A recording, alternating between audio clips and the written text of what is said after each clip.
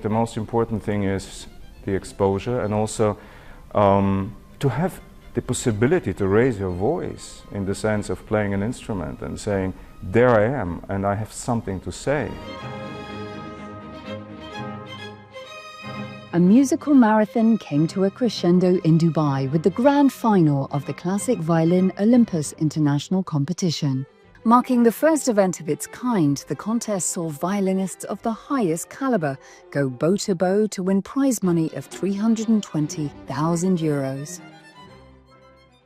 This competition has a bold ambition to revolutionize the world of music contests.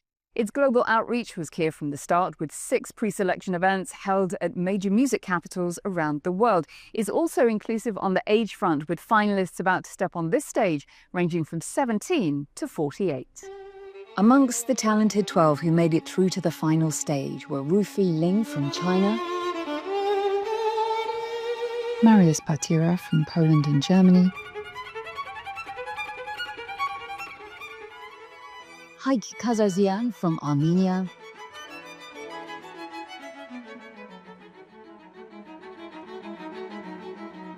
and 17-year-old Jingzhu Li from China.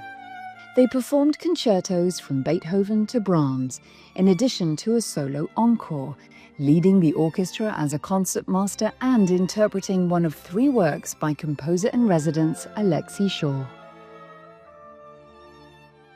Everybody has their own story to tell through music, and it's really exciting for me to see how they play my music, which is the same music, so differently. Responsibility for choosing the winner fell to 25 judges, made up of esteemed conductors, violinists and directors, with many emphasizing the importance of finalists showcasing versatility when playing both classical masterworks and contemporary pieces like those of Alexei Shaw. Everybody, when he thinks about classical music, okay, that's old stuff. But this is not true. For this reason, it's very important that we don't play only, composers of the 18th or 17th century.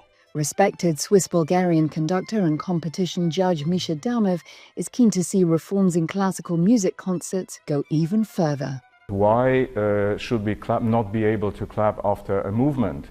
Why should not be able to stand up and whistle? I think all these kind of things are not modernized. As Damov and his fellow adjudicators scrutinized the techniques and talents of the artists on stage, displays of fun and fearlessness were warmly welcomed. Most importantly is this sort of not being scared, being courageous to put your stamp everywhere. China was strongly represented throughout the competition, and orchestral luminary Dai Lin reflected on the evolving classical music landscape in his homeland.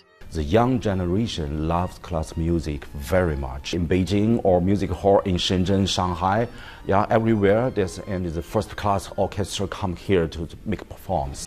As Dai and his fellow jurors concluded their deliberations, 42-year-old Armenian Haik Kazarzian proved the worthy winner.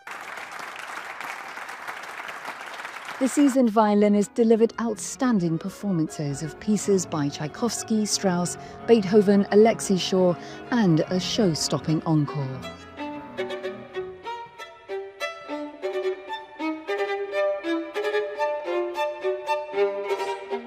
I said, this is the thing I need to choose. It should be something special and quite rare, really something special and interesting also for jury.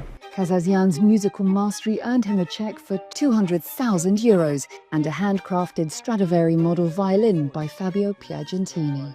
The violinist was humbled by his win in the Emirates. I feel responsible, and first of all in front of my colleagues that were sitting there, because I know all of them are really great. First inspired to pick up a violin as a child after hearing Vivaldi's melodic Four Seasons, Kazarzian recommends aspiring competition winners do the same.